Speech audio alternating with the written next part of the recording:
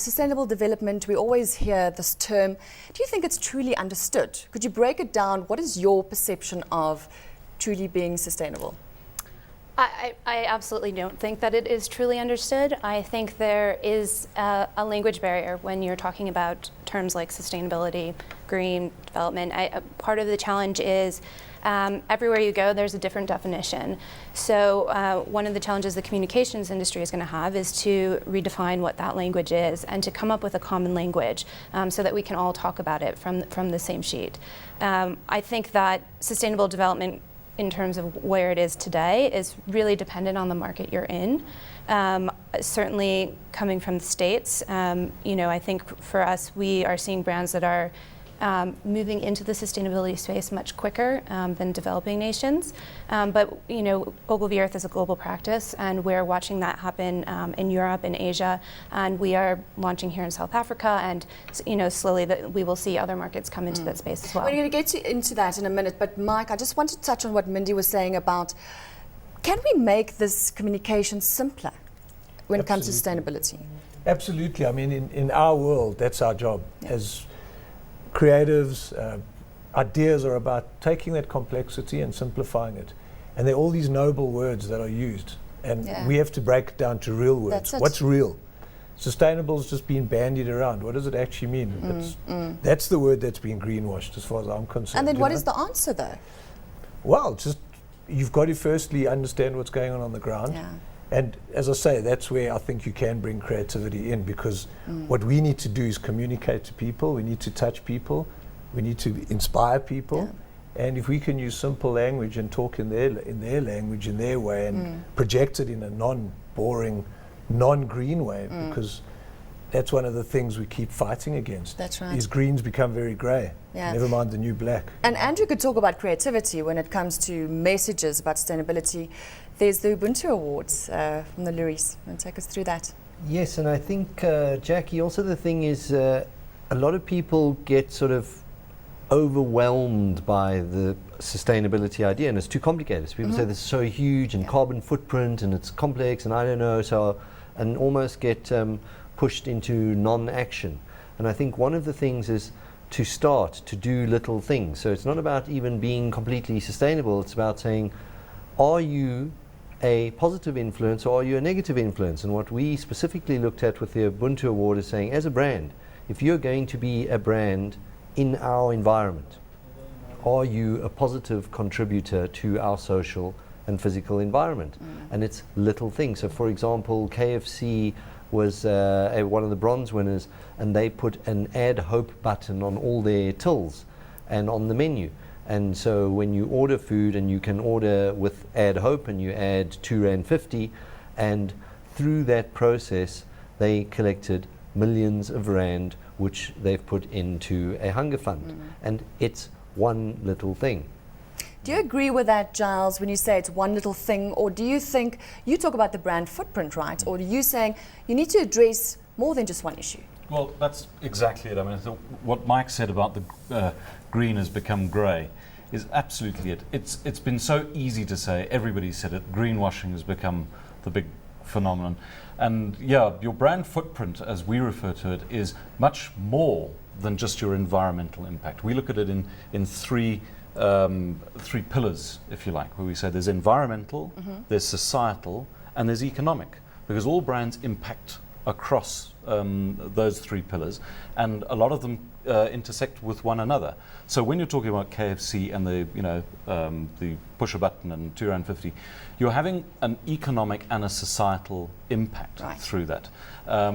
And it's important for brands to look at their footprint across all of them and how they can make a positive impact in more than just environmental. It's not just about your carbon footprint. It's about your entire brand footprint.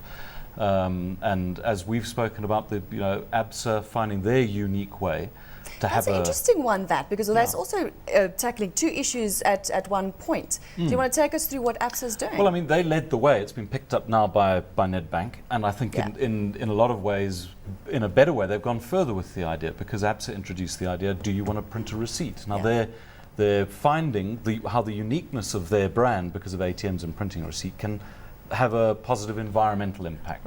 Don't waste this paper, create the litter and all the rest of it. But you can take that idea further, you know, by using the ATM environment to explain what you mean. If you don't print a receipt, well, then you are going to have a positive impact through these things. But how about making an economic impact out of that at the same time, which is to say, if you don't print a receipt, we'll take the money that would have been spent on that and make a contribution to upliftment of a community or something like that. So community and economic impact. Look for the ways to broaden. That's quite an innovative way, isn't it? And isn't that the answer? That's what brands is to have look be at doing. innovative ways. But Mindy, do you think us in South Africa are influenced with what's happening on the global stage? Are we taking notes from what's happening overseas? I think from what I heard at the conference, I definitely think that that is true. I think there's still a lot that can be brought into South Africa. The thing that I found really eye-opening is that you guys are really at the beginning of the journey.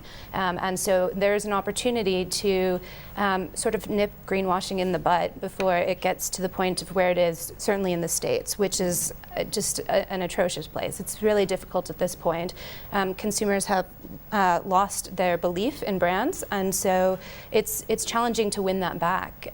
So I think, you know, if South Africa can take some of the learnings that they've seen in the States and in Europe and apply that to business models here into marketing, that will be immensely valuable. Give us some examples, specifically from the US, where you're from, where you've seen that customers have lost the interest in brands, and because of what reason? Well, I think where we're seeing problems is when you use the terms that have no definition, like green or sustainability, consumers don't know what that means, and so they're at a loss. So, you know, what we advise is that brands need to go to something more specific. I can talk about Coca-Cola is a brand that we work with, and they have an innovation called Plant Bottle. And rather than say that this is our green innovation, that is not what they do. They talk about the specifics, which is that it's 30% plant-based and 100% recyclable.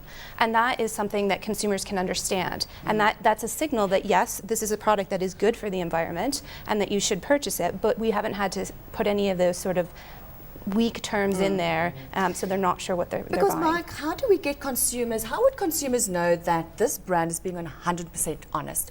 Can't brands just go out there and claim to be green? How do we know?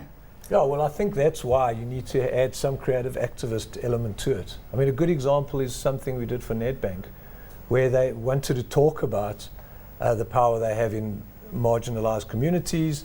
They were seen maybe as a more elitist bank, which a lot of the banks have that problem. But now you could talk about it, or you could do something about it. So we combined it. We did an ad that actually works while it talks. It says, what if a bank really did give power to the people? It's a solar billboard. It powers a school in Alexandria. The power goes through to the kitchen, feeds hungry kids. So there's a whole full circle there. They're doing the advertising. There's a big billboard up there, but it's got solar panels, and that solar panels feeds power to the school. So instead of just saying, hey, we're going to make things happen, they literally are making things happen. As we speak here, it's working. So As you said, it's about being honest and about being real, finding the truth of what you can say, not just saying it because it sounds good. And I think that's going to be the next proving ground of brands in the territory of how brands behave themselves, regardless of whether it's environmental, societal, or economic. It's got to be real, and it comes back to morality. You know, and I think customers or consumers are taking the power back. And they're not just, you know, whatever we read, we accepting. So I think that it's got a big influence on brands. What would you say, Andrew? Absolutely. I think it's one of the areas where social media has a very positive influence, that everything is under the spotlight now. You can't sweep something under the carpet. That's right. And you can't make a claim and then behave very differently. And once something negative comes into the social communication environment, that can become larger than your own brand activities. So I think, as you were discussing with Mike earlier, you have to have a brand value system, and your brand has to behave in that way. You can't have an ad. You can't say, here's a TV ad and we're Believe great us. and we're green.